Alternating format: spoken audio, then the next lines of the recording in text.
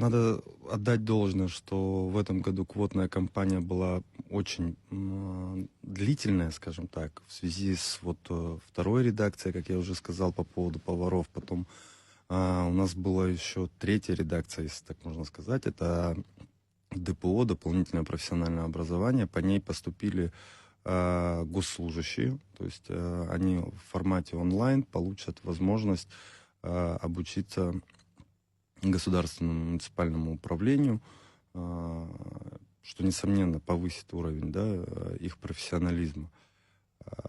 Вдобавок ко всему, как я сказал уже в самом начале, очень приятно, что была практически все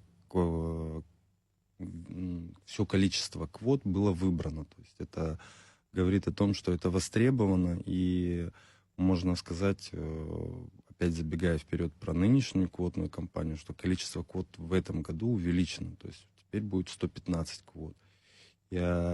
Есть специальности, которые в прошлом году были менее востребованы, но в этом году по ним, то есть квотная кампания уже началась, но уже идут заявки.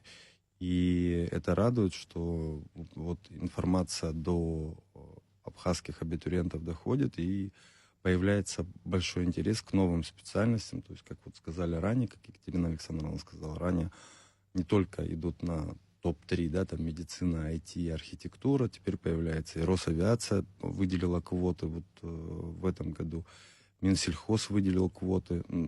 И в прошлом году и были они, но они были менее востребованы. В этом году уже есть заявки по данным направлениям. Это очень радует, что разносторонние дети начинают выбирать вузы данных направлений.